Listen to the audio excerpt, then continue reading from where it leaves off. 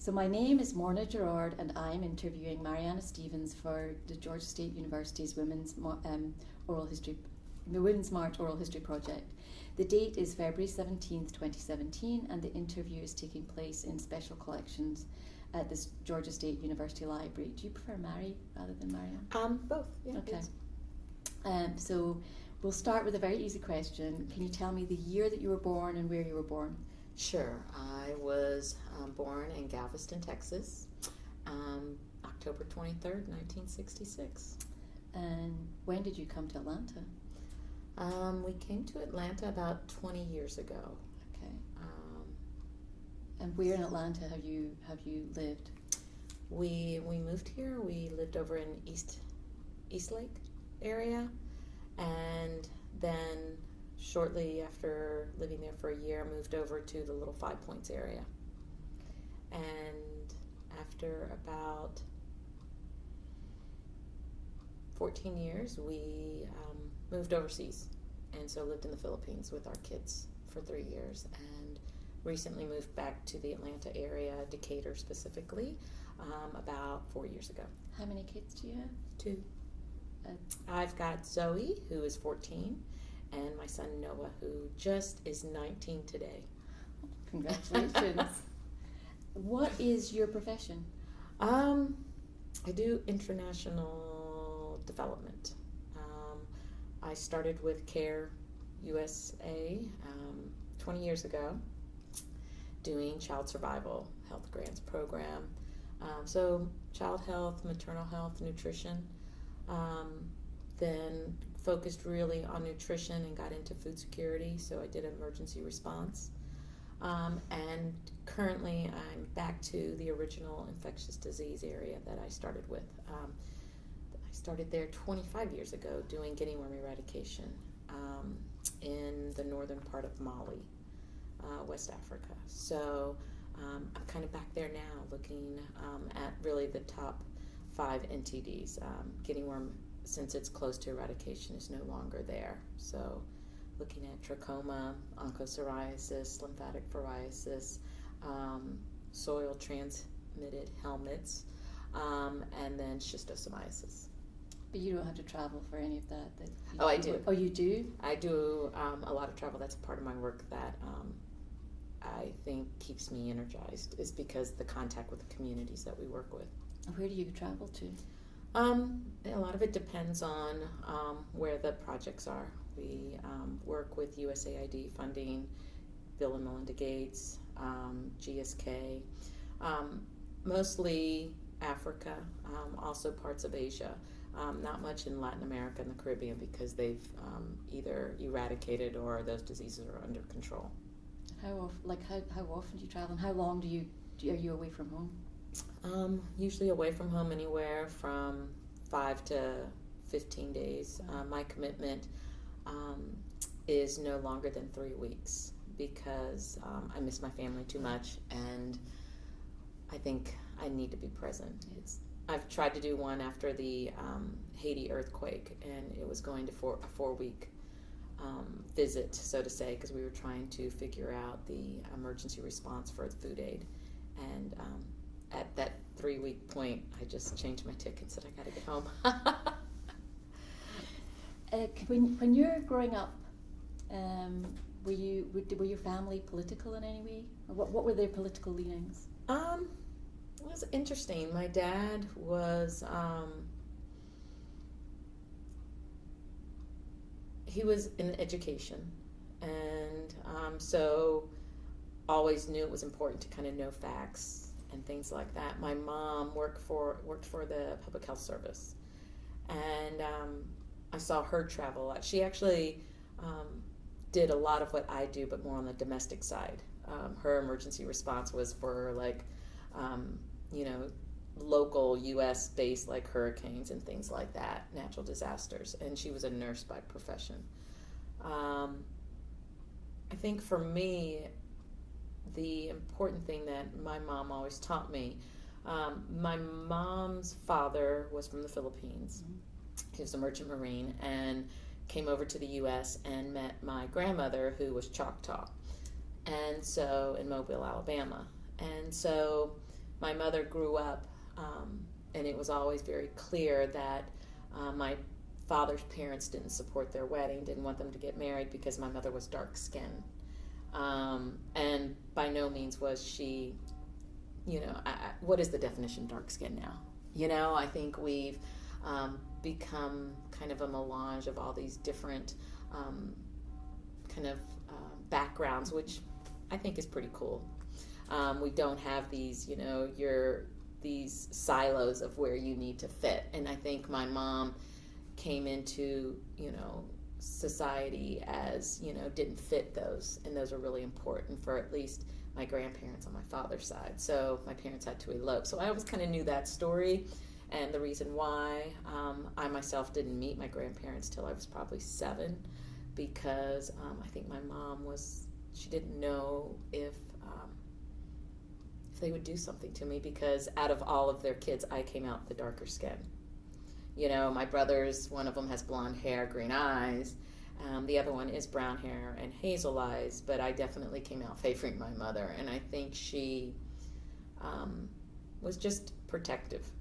And so at probably about the age of 7, we started having visits with my grandfather, who really was ready to embrace us as his grandchildren. But my grandmother, I probably didn't meet her till probably I was a teenager. Yeah, but I remember going and playing like cards with my grandfather, and it was just him at the house. Like they would coordinate things like that. But so that kind of was where my mother was coming from, and then being a young adult with her and I still remember not being able to be served at Denny's because she was dark-skinned, and I was thinking, where do we live? And it was over in the West Coast, which I thought they were a little bit more open, and why are we still talking about color of people's skin? So growing up and being proud, but at the same time not, I remember filling out college applications, and by Choctaw it passes on the maternal side, and so even though I'm a quarter, I could still claim 100% because it carries on the maternal side. And my mother would never let me put it on any college applications because she, I think, always felt that maybe it would hurt me more than better me because it has hurt her. So kind of going through that, and just being cautious of, are people going to look at me different? I think now, as an adult, I fit in wherever I go because I could be Spanish, I could be, Native American, I could be, from any of the Latin American countries, and even Asia. When we lived there, people would constantly come up and talk to me in Tagalog thinking I spoke because I look mestiza, which is a combination of Spanish and Filipino. So for me, I embrace it, and I've taught my kids that. I think it's a game I play sometimes where, no, you guess where I'm from, because people will ask me, where are you from? And I'm like, well, what do you mean, Texas? No, where are you from? Because I think I'm unique in some ways. I think people try to figure out where I'm from. I speak French, I speak Swahili, and of course English, and so people will even get more engaged, like, where are you from? No, really, where are you from? So it's been kind of a positive thing I've seen. So I've kind of where my mother saw it as kind of be cautious, very cautious. I want people to be engaged with and know where I'm from and know my background because I'm very proud of it. I think it's kind of, it's kind of cool. Were your parents Democrats, Republicans, Independents? Definitely Democrat, but I remember one year when my mom voted for Ross Perot, and we were all like, what were you? And I was probably, early teenager. And later on, I still remember, like, years later, being at dinners or with friends and just joking with her, almost like, what were you thinking? And I think she did it because she just maybe was confused, and it was one of those, what do you call it, like a knee-jerk reaction when she went there to vote that day, because she just wasn't clear of who she wanted to vote. And I think so many times, I try to educate myself as a voter on, the different individuals running, the candidates, so to say. And I still think sometimes we go there and we still don't know. And it's a knee-jerk reaction sometimes for people. Yeah, so but we grew up pretty, my one brother, though, that firstborn Navy career, was very Republican. And almost to a point where we'd get into arguments, but we both loved it for each other because it helped us question our kind of side of the story or, the issue. And people would look at us thinking that, oh my gosh, y'all, it was good for us. He's a Democrat now, and he learned a lot through experience, and he still tells the story of where he had to supervise a transgender man that became a woman, and that was one of his biggest issues to try to understand.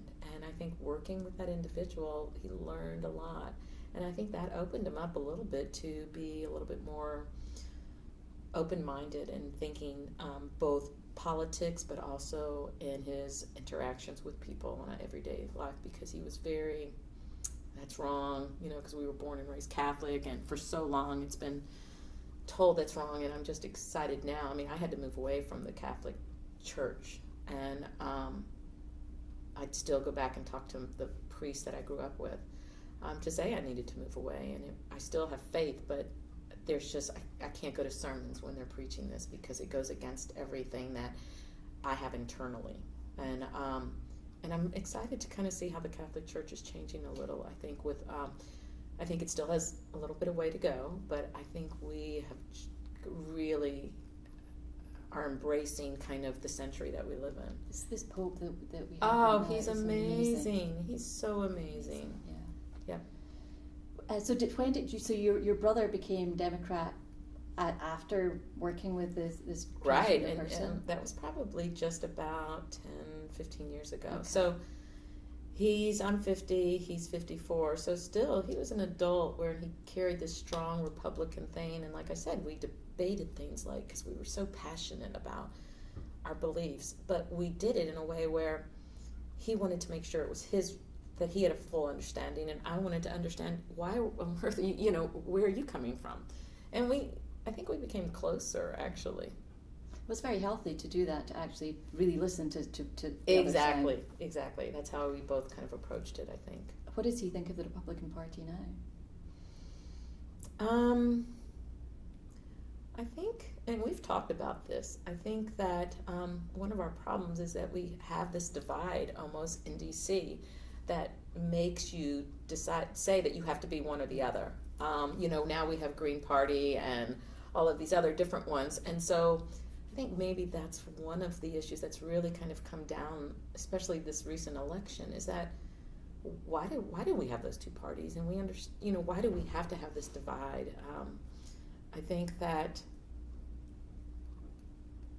for us, when we're talking about this, over the past 19 months, so to say, when the nominations started, both parties were kind of lost. And I think that their constituents were lost as well.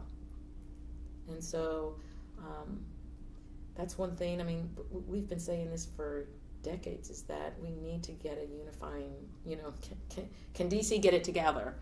And, I think really stepping back, rather than saying that, it's like it's not just DC. It's the population itself needs to really start to figure out who are we about? What do we stand for as the United States of America? Yeah, I couldn't agree more. Previous to all of this that happened at the beginning of this year, have you been politically active in the past? I guess that's what's the measure? I mean, I was a state lobbyist here in Georgia for 3 years. And I recall my husband always knowing whenever I went to the Capitol, because he said you were just glowing, never told me I was glowing when I was pregnant, but because you feel the power of being able to, I would prepare testimonies, and sometimes I would give them myself in front of, various representatives, or I would find one of their constituents. I was working for the March of Dimes, so I was a state lobbyist for the March of Dimes. constantly advocating to make sure that there were, funds available for, pregnant women, newborn children, all of the Medicaid kind of issues going on, and how they would change different, thresholds or something, and really not understanding that actually is going to create more taxpayer dollars, because if you don't provide them for them, they're going to have secondary issues. So, I kind of started understanding the role of a constituent, and the role of a lobbyist. And because there's people making decisions that don't really have the facts. And I had so many representatives or committee members come up to me afterwards and say, thank you. Because, they're making decisions, whether it's education, health, what other kind of reforms, that they're making them just based on information that they know, and sometimes it's not the facts, or looking at it through a different lens. Because you can present something saying that it's going to save, Georgia taxpayers this many dollars, but then you don't think of, okay, if you change the guidelines, so to say, for a woman to be able to get Medicaid when she's pregnant, what happens if she goes into preterm labor? What happens when she has that preterm labor now has to be in the NICU, that newborn baby, for up to 3 months to 6 months? That's taxpayer dollars that are going to have to pay.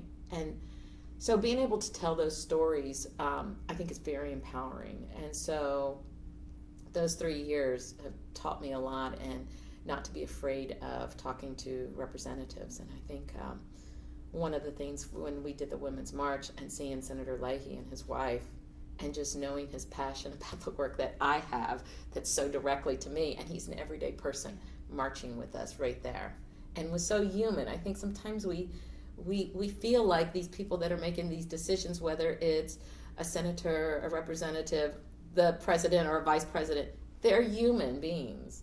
They're not the, people that we need to put on pedestals, so to say. They're just humans just like us. And they don't know everything, and that's okay. And it's our role. Part of our role is to educate ourselves, but also educate people too that are making decisions. Any of your family members, have you ever participated in, not necessarily political activities, but like activist activities in the past? I know I've done like letter writing campaigns, phone calls. What did you do that for? It depends on the issue. I mean, they're random. I mean, recently there's just been so many. It's really kind of hard to fill out the list. Things that I've always been passionate about, and a lot of times it's usually dealing with women's health care, women's rights, a lot of abortion things, unfortunately, and trying to educate people on understanding what abortion is and what it's not. Definitely making calls, doing things like that.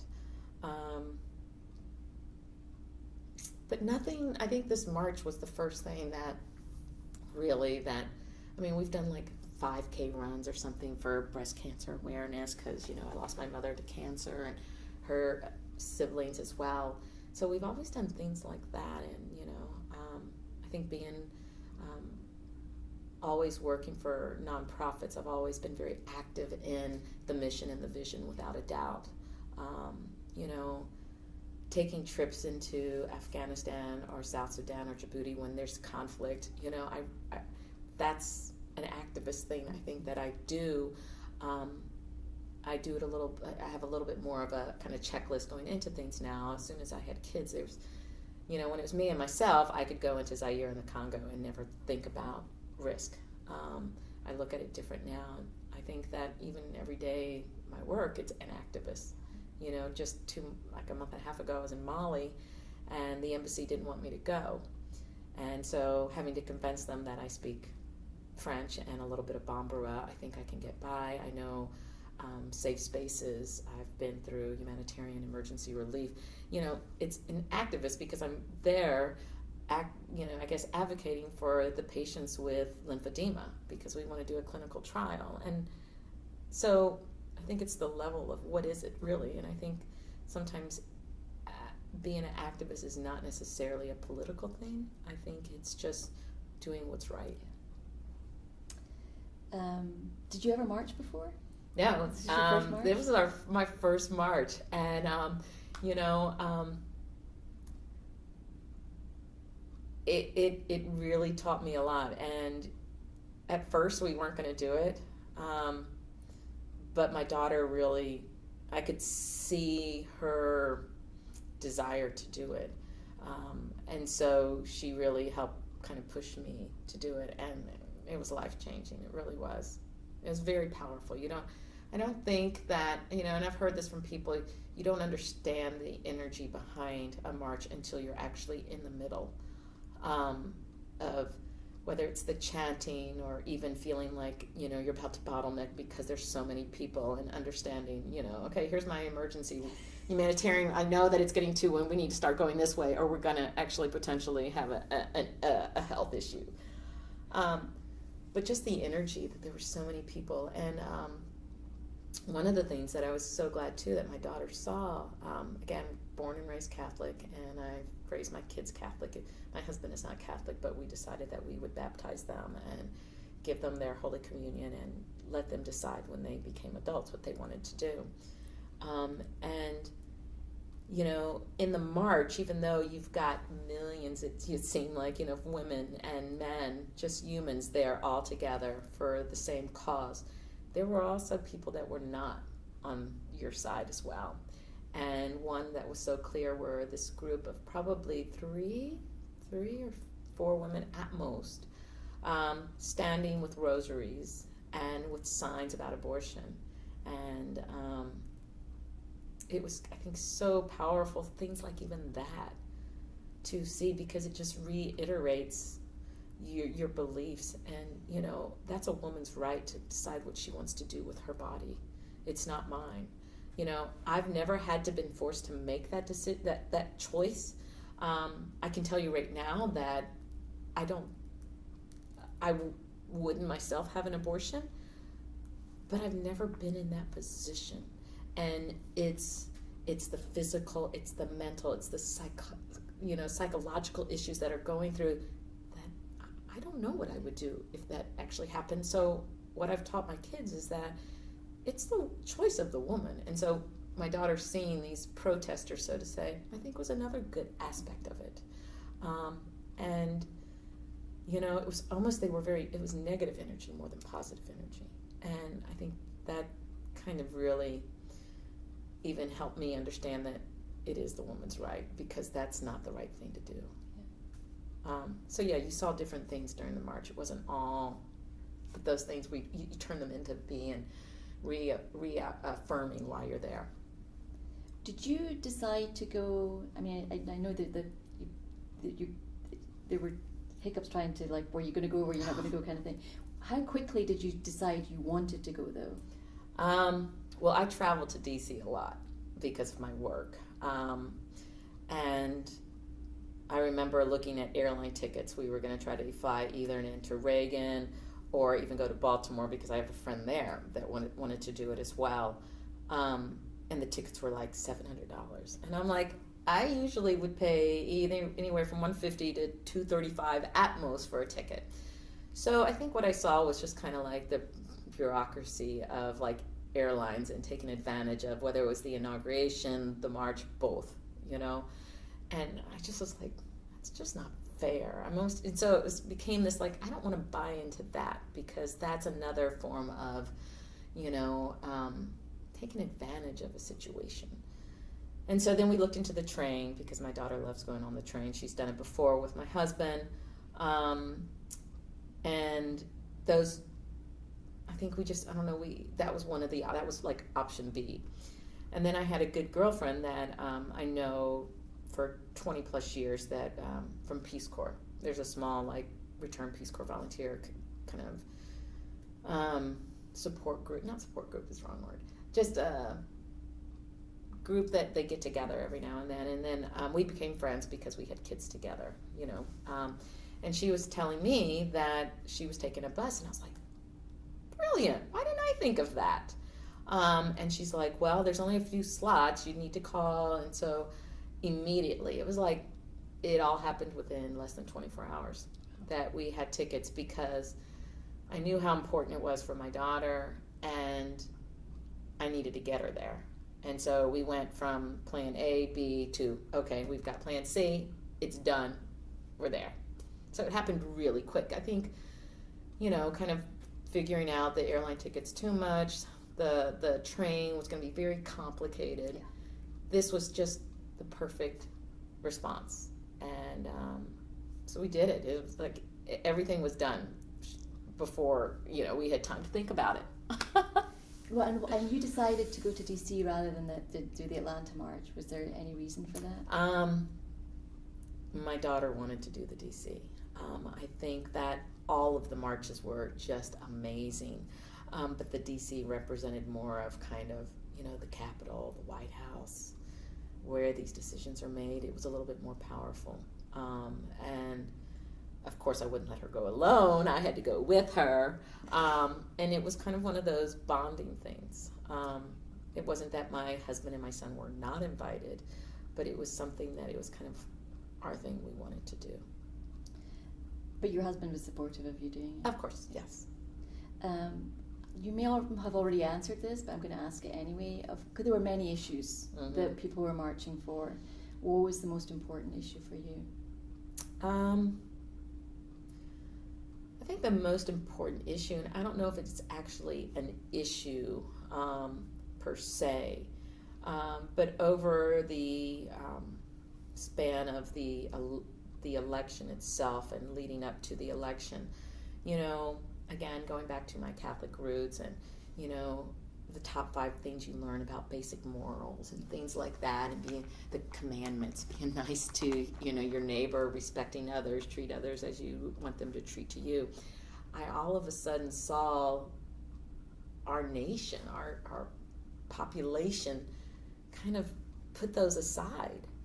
And I think that was my main thing to march for, was that those are morals that we should all have inside and out, and we've elected an individual that didn't feel like those applied to him. And it goes back to, we're all human, and yes, those are just basic human being things that, because it wasn't about an issue of, whether it was the wall he wanted to build, or, Hillary and what she was going through with her emails, or, it was, for me, it was about, as a mother, teaching my kids about this is who you need to be as a human.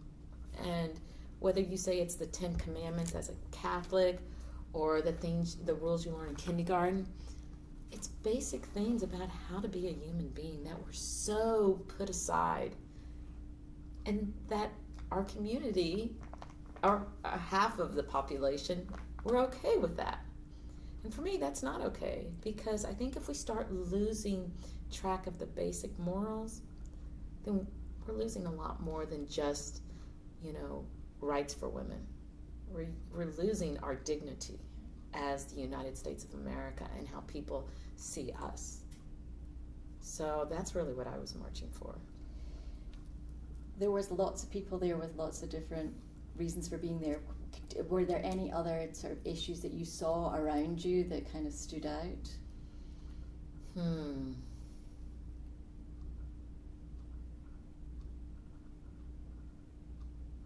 mean, there were so many that, and I'm kind of looking back, and maybe I should have thought a little bit more about it. I think it wasn't so much that any of them stood out for me, because I was looking more at the commonality, the threads of all of the common messages about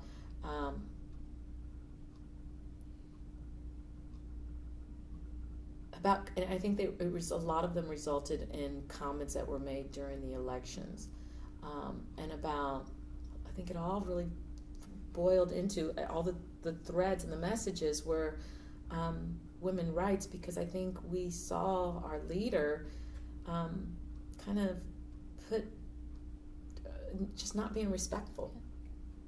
And every issue, whether, there were signs about,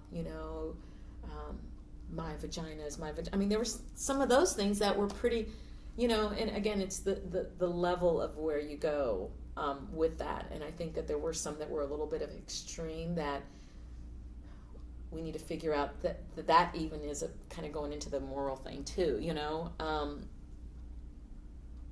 but disrespecting women and women's bodies, I think that was one of the signs that, my daughter had 2 signs and I had 1 sign, and one of my daughters, they were both so perfectly chosen. She chose them, and they were so perfectly age appropriate. I think one is girls just want to have fun to mental rights, which is, clear, what a clear message for being 14 years old. But the other one was our bodies, our mind, ourselves, or something like that. And I think that was such a way of her saying that, you cannot say that just because you're famous that you can grab a woman by the pussy. No, that's her body, and you should treat her as a human being with respect, whether it's a man or a female. That we saw that kind of, and I think that's where a lot of the energy came behind for the march, was women felt that their bodies were being violated and that it was okay to be violated because we approved somebody and didn't question it. We half of our society voted and said that was okay, and it's not okay. I mean, again, it goes back to why I was there. It's like moral foundation. We've got to build our moral foundation back again because it's been destroyed. There were people talking about you. I think I saw a picture. You had a pussy hat. Yes. And there were people who were talking about how frivolous they were, how silly they were. Did you see, was there a positive message with people wearing them? If you compare wearing a pink hat that is going to symbolize you can't talk about my body like that, or if you are going to say I can grab you by the pussy, really, there's wearing the hat, I felt, was such a unified, visible message. We didn't have to say anything because you knew what the hat stood for. I didn't have to say the word that I hate to say. I didn't have to, because the hat symbolized, this is my body. You can't talk about me that way, or my daughter, or my friend, or anybody. I think it's interpretation. I think people just took it and wanted to make something to make it a bad thing when it was not a bad thing at all. I think if there was a woman on the bus that actually made them so that everybody on the bus had them. I think mine had the little monkeys, the sock monkeys on it. So if you look at it, it was a fun thing. It wasn't, and my daughters, I think, had Hello Kitty, or it was just a plain pink one. But they were so innocent. That was the thing. And I think the message of trying to make it a negative thing when it wasn't. I think that was a part of kind of, and seeing that, trying to make it a negative thing, I think is what people do when they're scared. And I think just the opposite side, that we're okay with the message that our president said, I had to make it a negative thing, and it wasn't a negative thing at all. It was just a visual, whether it was the ribbons that people wear, it was cold, it was brilliant that someone said, please get us a hat, because I wouldn't have had a hat if I didn't have that one. And that's all it was. It's simply, that's all it was. I think people just took it out of context. You were talking about signs. I was going to talk about this later, but since we're talking about signs, what did your sign say? Mine actually was, it was a torch, and it was different hands holding it, and they were all different colors. And I didn't think about it, but now I kind of think it goes about some of the first stuff we talked about earlier, is that I'm such a melange of the United States that we need to embrace it more than anything. And so that's what it was. It was kind of, it meant strength, and I think that it's together we're stronger, kind of, that was the message from my sign. I know the one you're talking about. It's a great sign. Were there any other signs that you just like thought were awesome? There were a lot of signs. Gosh, and I took so many pictures of them, and I cannot think of them right now. Because the signs that we had were the ones that people, wonderful artists gave copyrights for people to print. We were just so busy. We had all intentions to making our own signs, but I think just life took over, and it was easier for me to go and get them printed because there's a print company right next to my office. And I did them within 3 hours, and it just all worked out the day before. It was one of those rush things last minute. But there were so many creative signs about,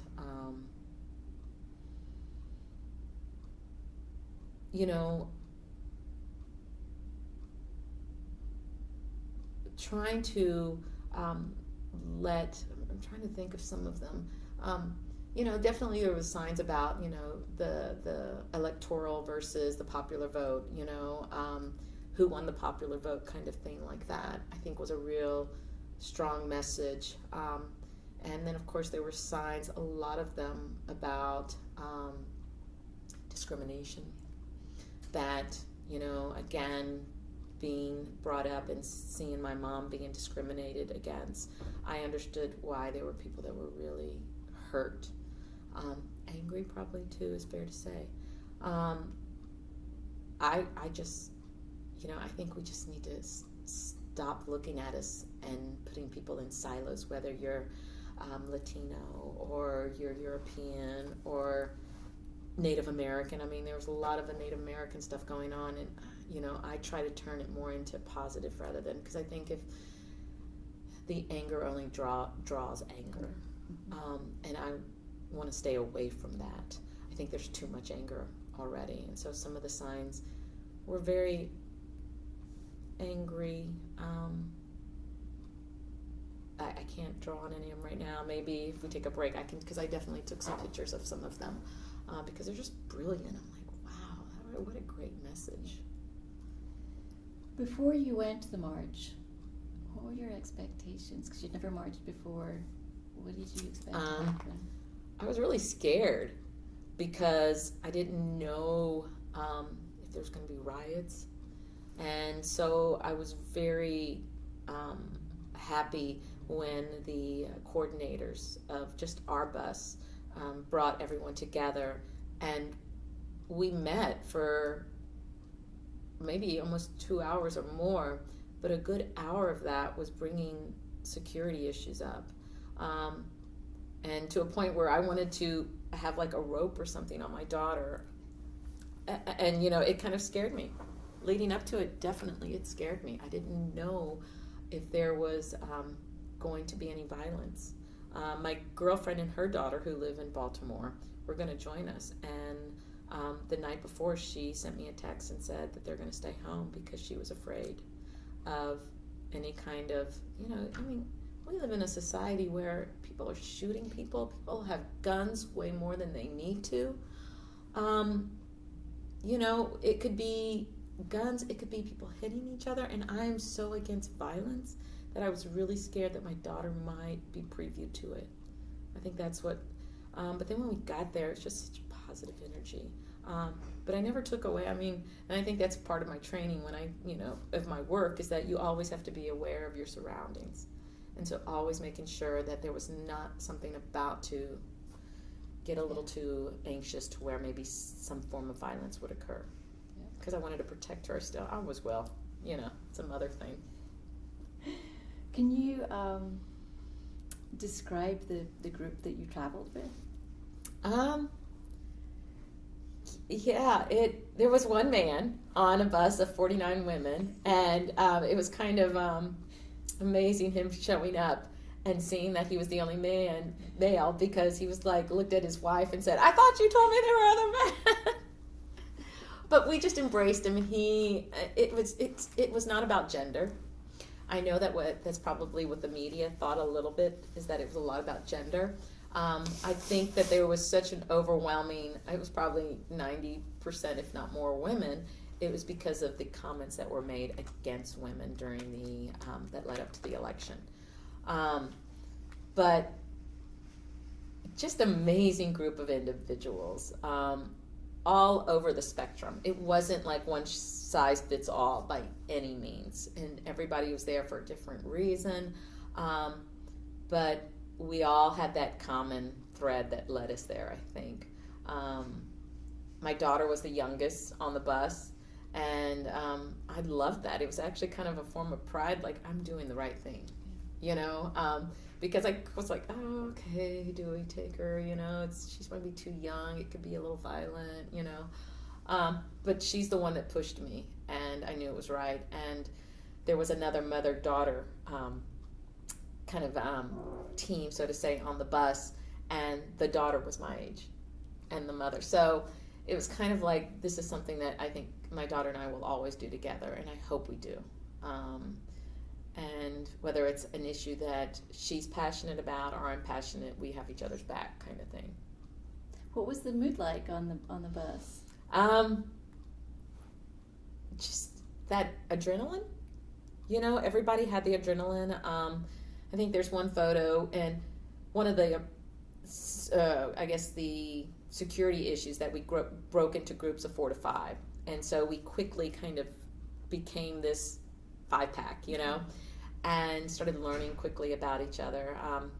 I had already knew 2 of the other ones, and then there was another woman who actually was the woman that made all of the hats for everybody, and she's actually the neighbor of a good coworker of mine. So it's all these synapses that occurred, you know. I think that's what it was. Every discussion you had with the women on the bus, it was like there was a synapsis that occurred probably 5 times within that, you know, 20-minute conversation you had with them, because there's always these little common threads to all of us.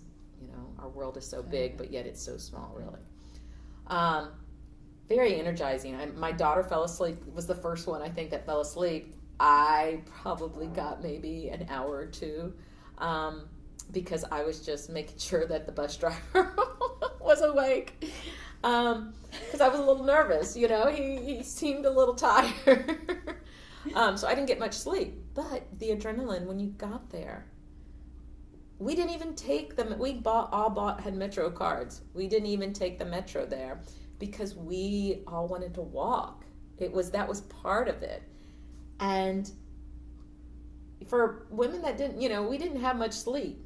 We walked the whole day. I think one of them has had like a Fitbit thing on and was able to do it. And it was like, oh my gosh, how many miles did we walk today? I mean, we started at 8:30, and we did break to have coffee. So you take maybe 30 minutes outside of that. But we really walked the whole time until we finally had dinner. We had sandwiches that we had packed that we just ate standing maybe or something, but there wasn't a place to sit really a lot, you know? So that adrenaline, and then of course, when we got back on the bus, I think that's when most of us were able to finally get a little bit of sleep. It wasn't, of course, good REM, but just a little bit of sleep probably towards the end of the trip, because we were so energized again about what we just did together, and we all were talking, because we had our 5-packs, but then the 5-packs talked like, who did you see? Well, who did you see? Who did you see? What did you see? You know, there was still that adrenaline that was still flowing.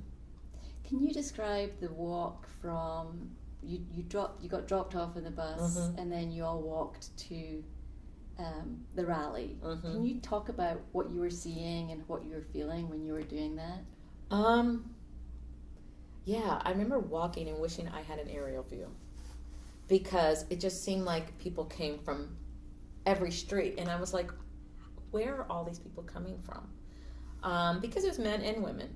Definitely our bus, you know, the ratio was, you know, 1 to 48, I guess. Out of 49 people, 1 is a man. And I think that's probably how it was represented there, but you saw more males. It was almost, you know, because one of the things I talked a little bit about with my daughter was whether it was the Freedom March, you know, and what's the one we're going over the bridge, you know? Yeah. It's like escaped my mind. I know when you're talking. That there's the purpose, and you're just focused on that. That even if your body's tired, your mind has compensated for if you're tired or whatever. And we just we knew where we were going, and we had our map. I remember having like a map out, and within 20 minutes it was like the map went into your bag, because you didn't need a map, because the energy is what brought you there. And whether we were at the Capitol and the steps or the Washington Monument, it was the energy that led us. We kind of had our 5, and we knew we wanted to get in, front of where the march was going to start. And it was almost like a very organic way that we got there. It was the energy that drove us there. And of course, you can't miss like the monument or the Capitol. You know where you're going. I go to DC all the time. I saw DC this time. I go there and I'm usually in an Uber or a taxi or using Metro to go to my meetings. But I saw DC. This was like one of the times where I really felt like I saw DC, because I walked it, and you see every corner, that's how I came back. Is like I actually saw DC for the first time, because it was the organic movement of it that made that happen. Were you able to see any of the speakers? No. Even though we got there so early, you must have had to get there at like 5 a.m. And by the time we got to the area where the stage was, we were in the back. And we could hear some sounds here and there. But most of it we just weren't able to see. The crowd was just way too big. But we did get to where the march started and could hear the speaker leading up to when it was time to march. And we started the march and made it to the White House. And it wasn't until we were walking back that we learned that they actually had to call the march off, because there were so many people and it became a health hazard, a hazard. And all of a sudden, walking back, we started seeing these other marches that had formed. But I think it was great that we felt like, even though we didn't realize that it had been called off, that was our march. And we got to the White House, and we have photos from beginning to end. And that's really, it's a visual representation of kind of just the march, because the march itself wasn't that long. When you think from the stage to where the White House was. But yeah, learning about it afterwards, that it was just the power. Again, I wish I had an aerial. Yeah. And because you're in it and you feel the power and the energy, but I wanted to see the magnitude, because I know Washington, and we could have been outside of the District of Columbia. I think it felt like that. And that was a good part of it too, is that knowing that it spans so far that I think we're outside of the District of Columbia. It was amazing. Mm-hmm. There were a lot of chants. Yeah. Did you have any favorites?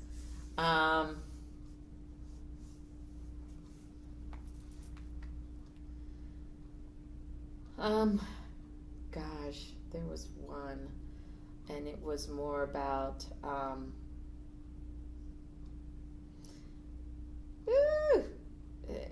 wish I could say it right now. It was about keeping the president, and not just the president, but the administration accountable, and about, it didn't say Trump's name in it, because again, I don't think it's about one person. I think it's about the movement, so to say, that led to getting our president elected. I don't know, maybe we can take a break and I can think of it, because I know it's there and I'm sure Zoe knows it. When they talk about the atmosphere of the people around you, what were the what were the crowds feeling like? The one thing, and again going back to the chants, is that these were new chants that were kind of just happened by one person, whether they had a microphone or not. A lot of them didn't. I think I saw maybe 2 microphones the whole time.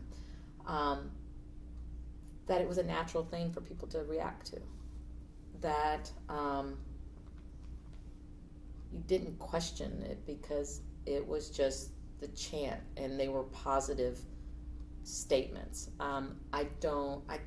There was not one negative one that I heard.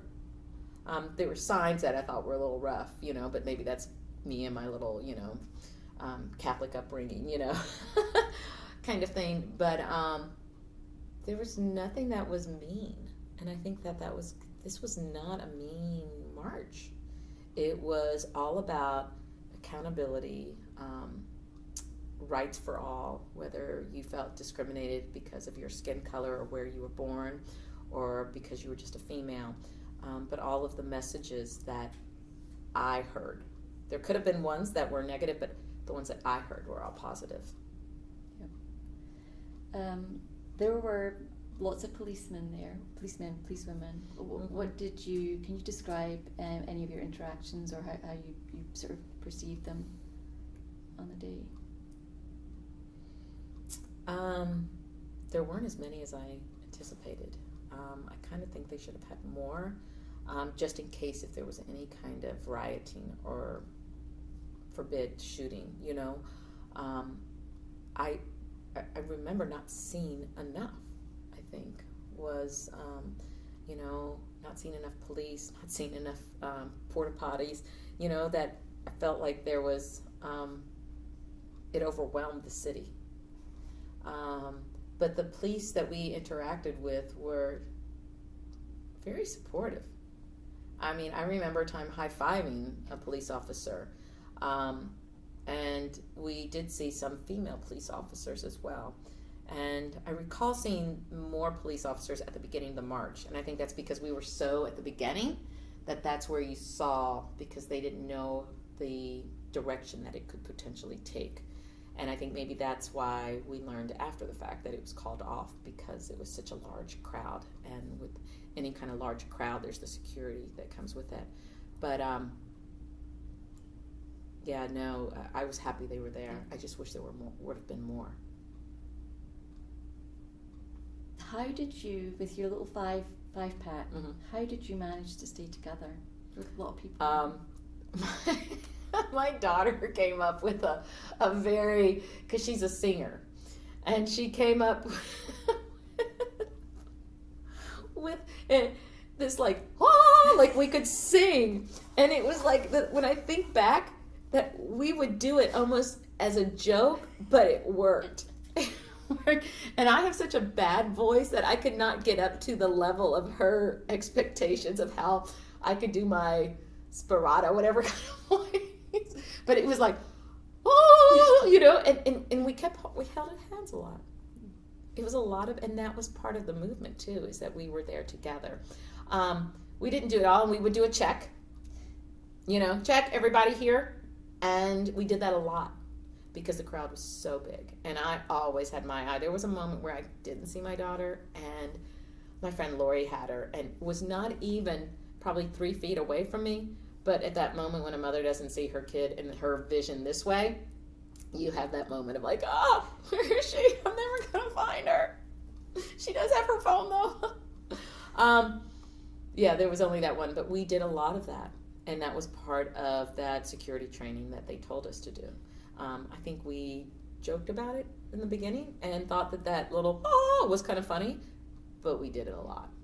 Did you have a plan in place for if, just in case you did lose one another? Where to meet, definitely. We had, I think it was 2 different metro stops. The L'Enfant Plaza was one. And then after we didn't need to use it, but that was one of the stations. And then Union Station, I think, was the other, because we thought that the metro would be a good place where there's usually going to be some kind of police officer or somebody there. But when we finally did go to the metro to try to work our way out to find some place to eat for dinner, the L'Enfant Plaza was right next to the Trump Hotel that's new there in D.C. And that was... again, it was after we had just done this great march, and going through it, I think I saw more police officers in front of the Trump Hotel than I did during at a given time, because there were people that were advocating. I would not even say rioting, but the kind of right there in front with their signs that were very loud. I remember the moment where there was 2 police officers, and then all of a sudden it seemed like there was a dozen. That they came out because they thought that the crowd was getting too, but there was no violent or anything going on. I think the 2 officers just got nervous. So we had to walk past it, and we stood there and we watched it for a while, kind of like just observers. We didn't participate. And when those additional officers came out, as a pack, we said, okay, we need to move forward, because we didn't want to be a part of that, because that's not why we were there. You know, I mean, the timing of all that, and having a hotel right there, and it's beautiful. It used to be the library, you know, a post office or something. Yeah. And it's such, you know, my undergrad is in architecture and engineering, and it's such a, you know, beautiful piece of architecture to have to label it, you know. I mean, like, I don't label myself. I don't label even clothes a lot that I wear, you know, like having logos and things necessarily. And to have that gold, large name and the railings all gold is just, again, about what's important in life. Yeah. You know, and it's not about wealth, you know, it's about how you treat others. And the opening of that and everything, just in a way, I feel like this whole 2 years has been just this reality show, and the next 4 years is going to be a reality show that have been crafted. It's like that movie, is it The Truman Show? Yeah. I feel like that's where we are as a nation, is that it's all being watched. And so I'm very careful in what I say, because I'm human, and I need to watch myself and check in that I watch myself, because I think that it's so surreal that it can only be a reality show, because it's not real. It's not real. So yeah, the timing of all that, just how that opened up, and that was one of the things passing, and just kind of saying to my 5-pack, like, we did the right thing. We did the right thing. Were there any moments that like really stand out to you, like were like big moments of the day?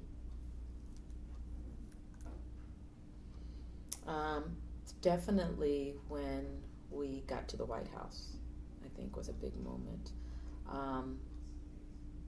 It was a moment of accomplishment, and knowing that that's where everybody was going to end.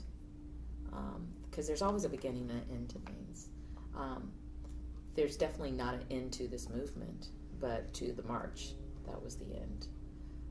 And then everything else, it was more of an observer, because we had finished what we went there for.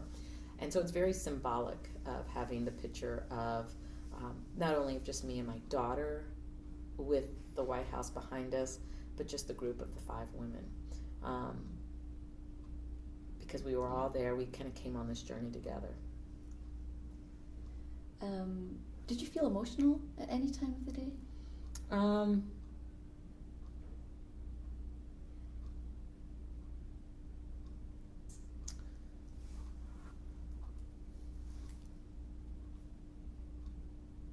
There was a couple of moments where, not that I got teary-eyed, but just,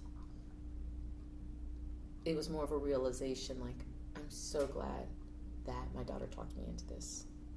And it wasn't that she talked me into it, it's that she, you know, as parents, we feel responsible for raising our children. And it was one of those moments where it was reversed. I think my daughter's the one that led me to it and educated me around this journey. So that's during the little moments of whether you're hearing the women, you know, talking about abortion with their rosaries, you know, and that's very symbolic to me as a Catholic. I have many rosaries. I always collect rosaries. That I just felt like that's not the right way to say the rosary, you know. And so that moment was very emotional.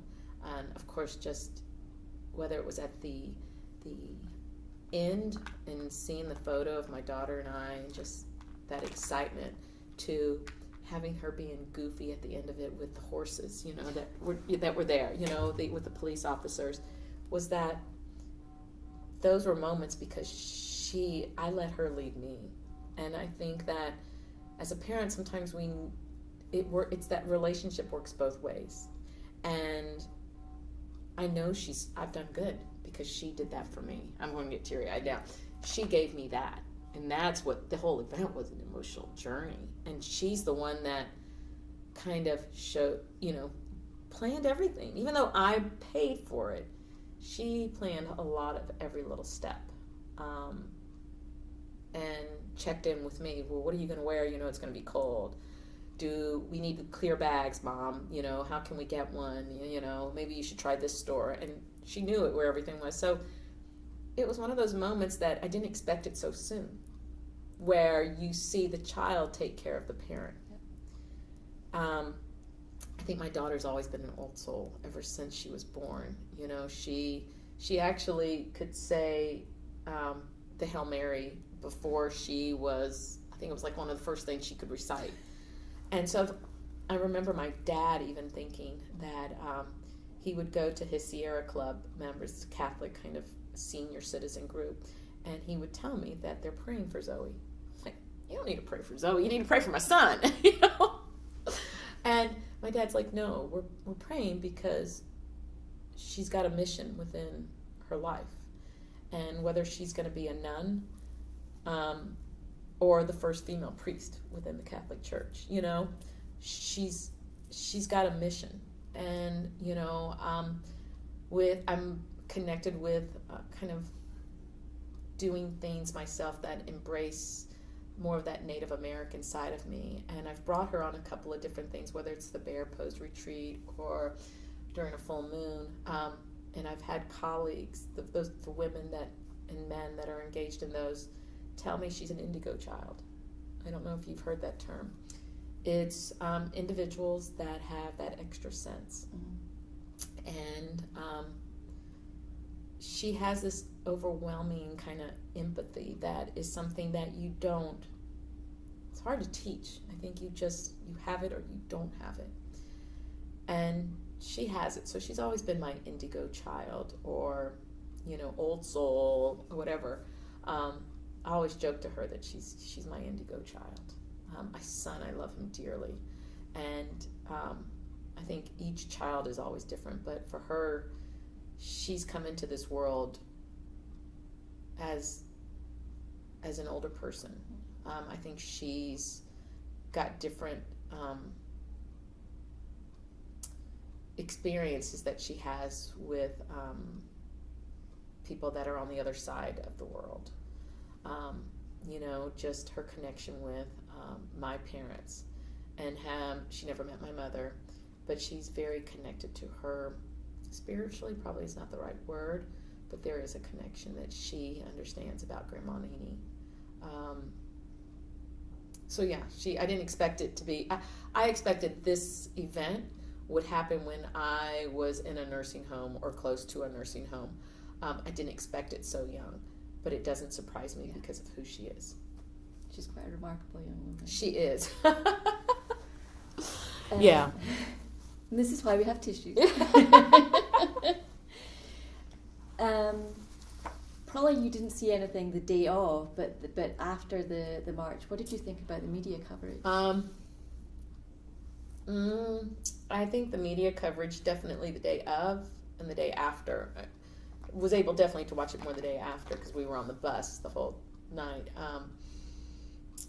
That it wanted to disqualify a lot of the energy or the message behind it. I think that was, it only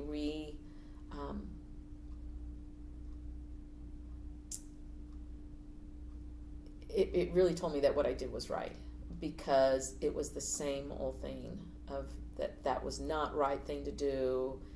This is wrong. You know, the inauguration had a larger crowd. I mean, The thing for me, it's not about winning. Like I said, my issue is about just doing the right thing and treating people with respect and dignity. And it only continued to show me that that whole event was not treated with respect and dignity. And that's the message that I'll continue to carry on in the next, how many years. I don't know what's going to happen the next day. I mean, I actually had to go to D.C. That week, like that Thursday and Friday. So I flew up that Wednesday night after the march for meetings on Thursday and Friday. And I remember being in those meetings and having texts saying, "Do you see the sign?" Apparently with the crane, resist. And I was just like, I was in DC again, and that energy wasn't there, and I kind of missed it a little. But then all of a sudden I saw resist, and I was like, it's going to continue. Yeah. And there's going to be these little message reminders, and it's our responsibility to keep those, because that's our role as constituents to this body that we have voted for, is that we are going to keep you accountable, and that we want you to treat everyone with respect and dignity throughout your term. And so there's going to be little messages like that. I don't have enough money to be able to afford a crane to put a billboard, but there's somebody, and I will always support that. Yeah, because that's peaceful kind of stuff. It's little messages that we need to hear. And whether it gets good, positive or negative media coverage, it's the message. Just don't want violence. I don't want violence. I'm not a violent person, and I will not accept or ever promote that. What were you feeling the day after the march?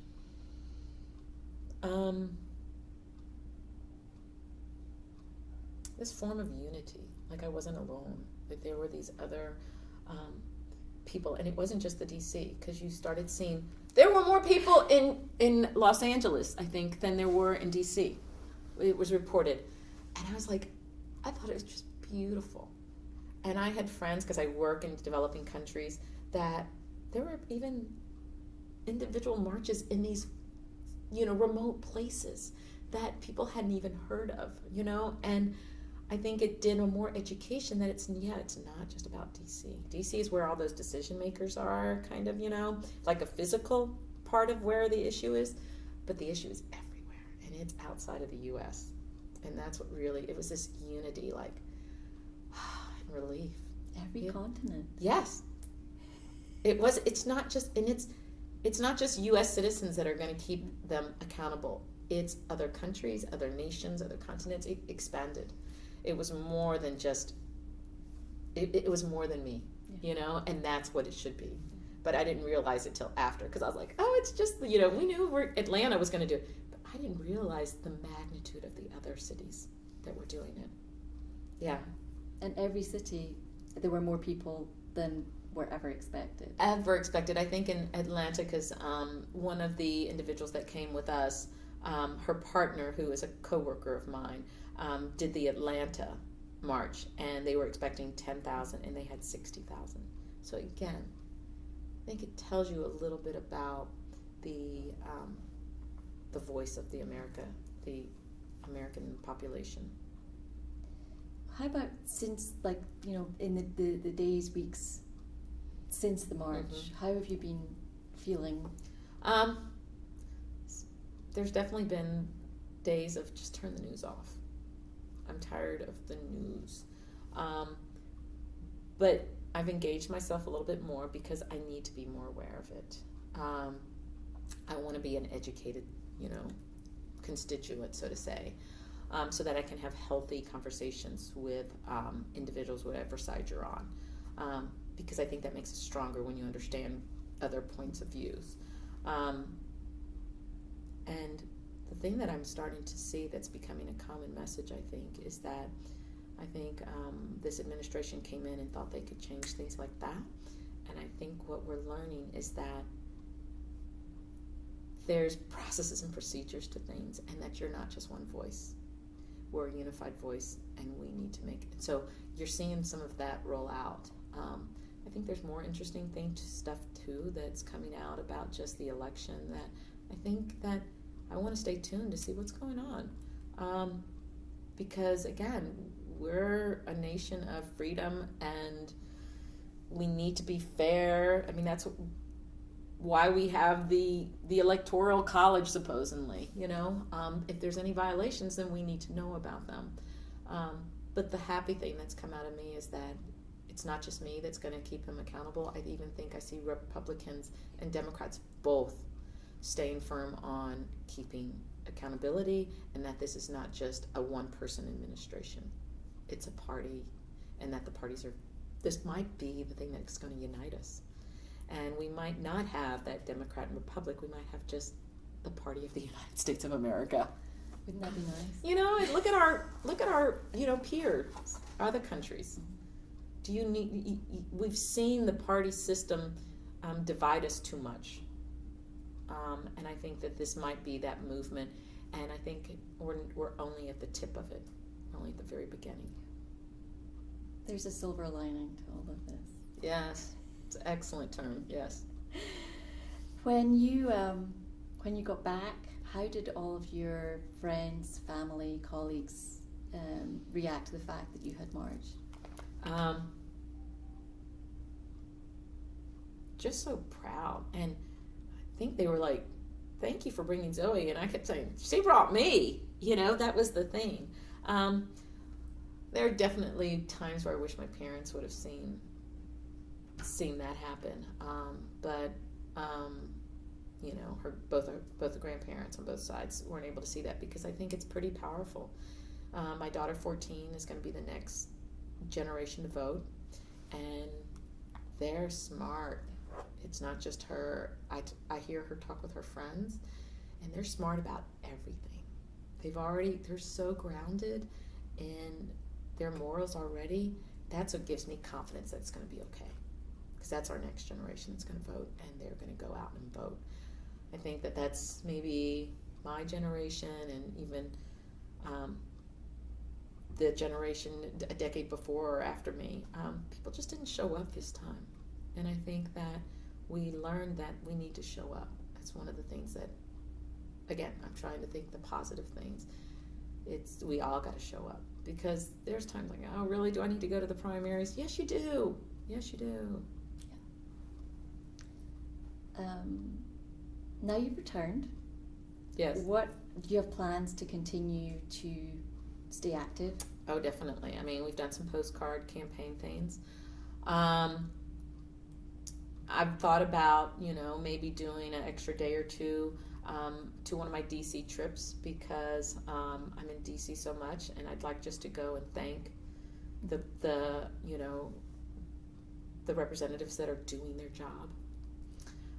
And so that encourages them to continue to do their job.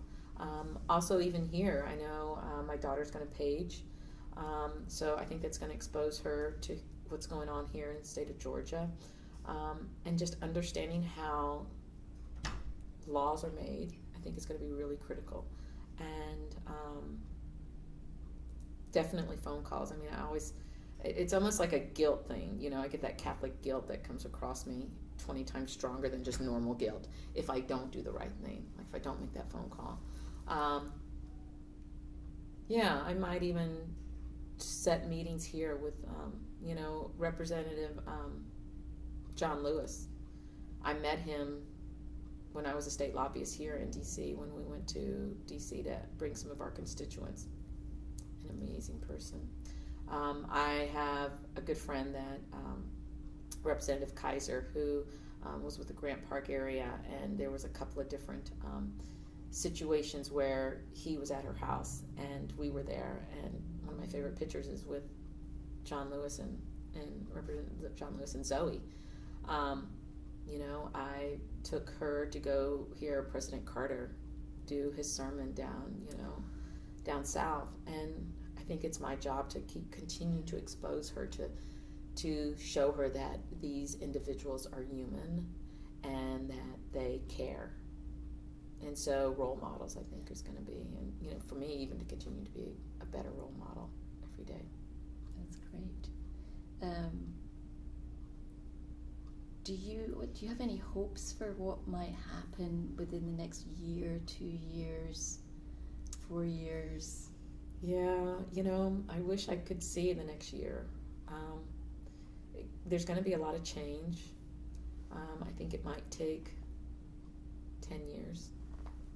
That's being hopeful, that I see change in 10 years. Just because I know all of the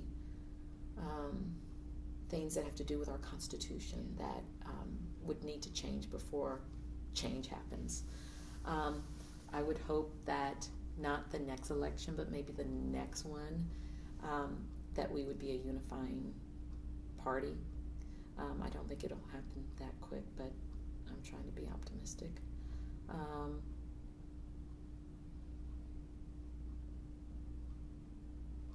Next year, apologies. Because I don't think sometimes people realize the damage that a comment can do, but also realize an apology has a lot of power too. So maybe just apologies in the first year, and the continuing path of accountability. Yeah. I think we're going to see that. Let's hope so. What do you fear? War. I've been fortunate not to actually ever see war face to face. I mean, we've had the Middle East kind of issues, but I think we've been protected in a way where I've never, or a family member, have been active service. I don't want to see another 9/11, and I think we might, because that's the energy that's being provoked. When you, it's kind of, the breed of dogs that everyone is so afraid of, the Pit bull. Pit bull. They're one of the most calmest breeds of dogs, but when you provoke and you train, then you see what can happen. And that's what I'm fearful of, is doing that to people that, in countries that are nice, is provoking, can bring out such evil that my mind doesn't even imagine it. I don't want to see another 9/11. Everyone says, oh, well, that day was so memorial. Everybody remembers what happened. Yeah, but it wasn't good. We don't need those kind of memories. We need good memories. So maybe not. I don't like living in that fear. Well, you probably, because you and I are about similar age, grew up with the Cold War, and there was it's not a good, comfortable shadow to have. Not at all. Over you. Yeah, I mean, I've seen famines. I've seen people live in refugee camps. We don't, because the thing that I see that happens is when people lose, it's like the Maslow hierarchy of needs.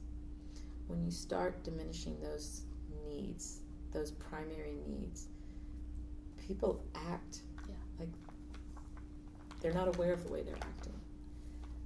I've seen it in refugee camps, and I hope that we don't become that as a community. That's a fear of kind of people acting like coming out of who they are because they've lost the basic rights, human rights, for food, for shelter, all of those, that you act because of just survival. And it's not always a good picture. Are you planning to go to future marches? There's a couple. Definitely the one about science. Because of the work I do, I think that we cannot dismiss it. If we want to grow as a country and just as humans being smarter, we've seen it happen over decades of how science has really helped us become who we are. And so definitely that one. I don't know how many we'll make, but we're definitely going to do some. And a lot of them locally because of just resources. I wouldn't mind doing another big one too, though, because I think on an annual basis need to do a big one. Would you take your the rest of your family on another one, you think? Or is it you and Zoe? I think the invitation might be out there a little bit more than what it was the first time. Okay. Because the first time it was definitely our thing. But now I think that, for me, what I've learned is that it cannot be just a woman's thing. No. It's really embracing male, female, trans, whatever, whoever, you know. That's the movement now. It can't just be, I think the women's movement, again, was the whole comment that President, Trump made about a woman's body parts and things like that, and how those were all dismissed. That was that movement for me, and that's why there were so many women, I think, globally around the world. But I think now the movements are the communities. It's not just a gender thing. Yeah. Do you think that the movement as it is can maintain its momentum? How can it do that? I think it's already maintained its momentum. Whether it's email, text, news, whatever, people are taking advantage of the communication mechanisms more than ever.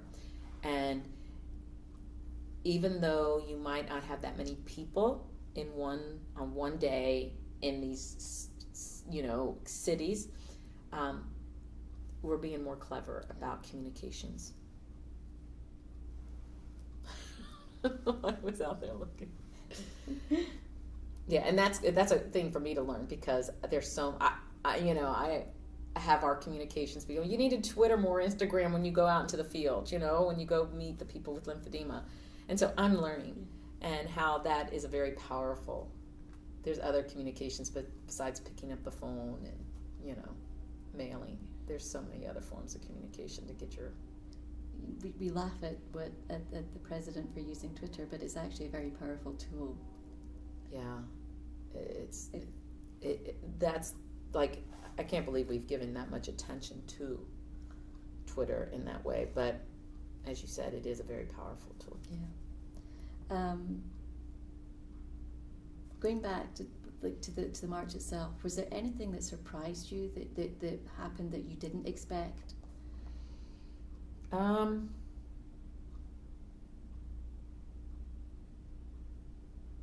nothing surprised me. I mean, maybe there weren't enough porta potties, so we found a Catholic church that a bunch of women had met in, and I gave a donation, and it was just like, I love giving donations, but I really love giving this donation, because that's what we're about, is helping one another. And there were no I don't think the city, I don't know if it's purposely, but what I'd heard is that they had removed a lot of the porta potties that were there for the inauguration the day before. Whether it was purposely or not, they were removed, and so people were just being very creative and standing in lines. But there was this one church, and it was wonderful. It was wonderful. That's great. Yeah, and that's what we're about. And it's not about whether you're Catholic; it's about helping people. So, how do you feel about this administration's activities since the march? Thus far, I think I mentioned it a little bit, is that even though all of these executive orders can be signed, that there's another layer, that it's not just going to happen because one person wants it. And I'm seeing now more Republicans stand a little bit on holding the president accountable for actions, and trying to educate him and the administration on process and procedures. And I think it's happening, and it's good. It's very, I can sleep better a little bit, and I hope it continues.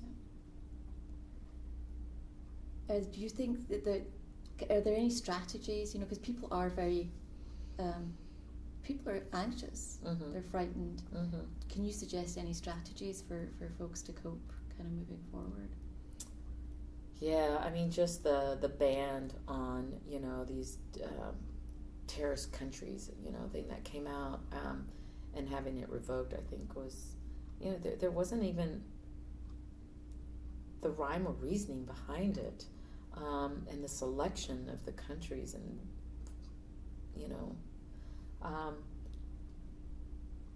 I know some people that are scared. People I work with that are from different countries that are here on work permits and work visas that are scared not only just to be kicked out of the U.S., but just for their safety and their security, that they see themselves as targets because of the way they dress, maybe, the way they look, their skin color, that they could become targets. So that's,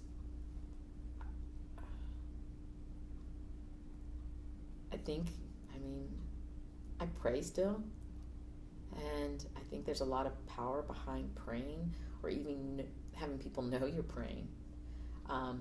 Keeps them more alert on things. I'm not a super religious person, but it's more of a meditating kind of thing for me, because I'm scared.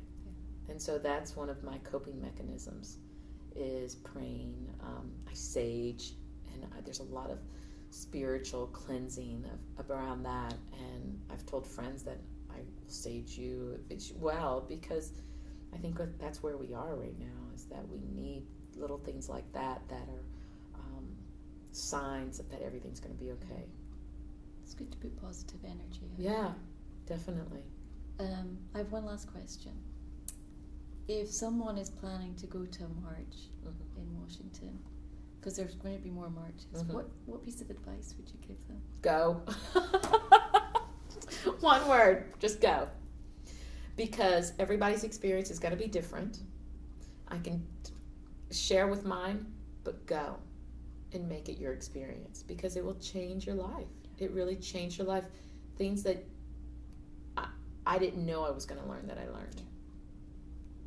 And it makes you proud, because going there, I really just was disgusted with being a U.S. citizen. But going there and coming back, I'm proud. I know who we are, and that's not what we are. But yeah, just go. Definitely go. I might even try to get more people to go, whether it's locally here or D.C., but that we just need more movements like that, because your voice is so powerful. And I think that being a state lobbyist here, there's a lot of power behind a voice. And I think that's what's going to bring us back together, should I say. We were together, kind of got lost, or in lost now, but going to bring us back together. That's very good advice. Is there anything you want to say to finish up? Never underestimate young people, because they have so much to teach us. I'm 50. I continue to learn so much from youth, and I think that's going to be our next generation, that we need to make sure that we ourselves provide good, positive examples for them, because they're looking at us for examples. But they got it right too. Yeah. Well, thank you for Thank you.